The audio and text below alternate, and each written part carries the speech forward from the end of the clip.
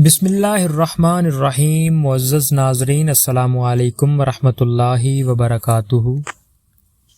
آپ کا بیٹا بس آج شام تک کا مہمان ہے، اس کا کوئی علاج نہیں۔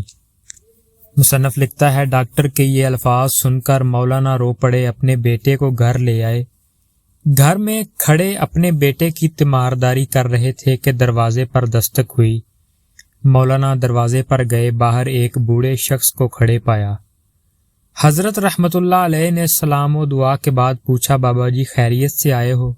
وہ کہنے لگے، خیریت سے کہاں آیا ہوں، ہمارے علاقے میں ایک قادیانی مبلغ آیا ہوا ہے، وہ لوگوں کو گمراہ کر رہا ہے، پوری امت گمراہ ہو رہی ہے اور آپ گھر میں کھڑے ہیں۔ مولانا نے جیسے ہی یہ بات سنی، آپ رحمت اللہ علیہ کی آنکھوں سے آنسو بہہ پڑے۔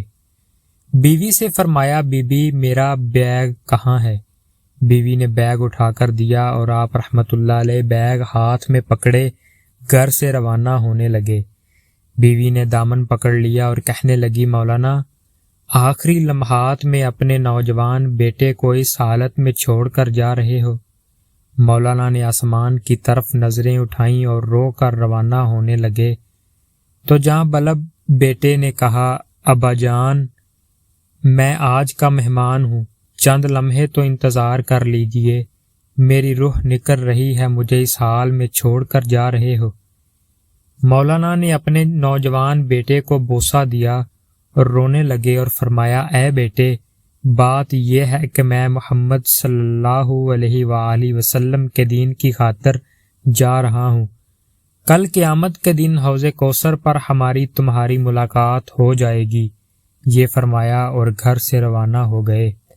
اڈے پر پہنچے، ابھی بس میں بیٹھے ہی تھے کہ چند لوگ دوڑے آئے اور کہنے لگے کہ مولانا آپ کا بیٹا فوت ہو چکا ہے، اس کا جنازہ پڑھاتے جائیے۔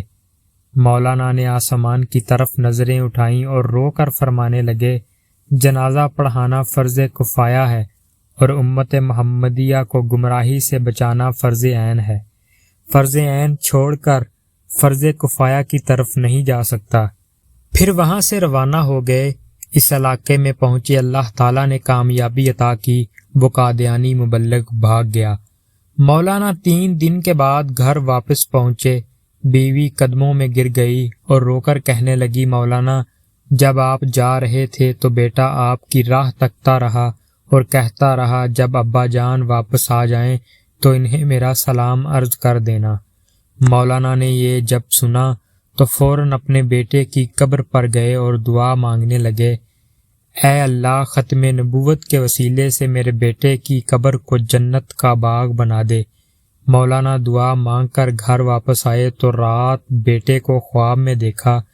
بیٹے نے اپنے ابا سے ملاقات کی اور کہا کہ رب محمد صلی اللہ علیہ وآلہ وسلم کی قسم، ختم نبوت کے وسیلے سے اللہ تعالیٰ نے میری قبر کو جنت کا باغ بنا دیا ہے۔ ختم نبوت کے اس مجاہد کو دنیا مولانا غلام غوث ہزاروی رحمۃ اللہ علیہ کے نام سے جانتی ہے۔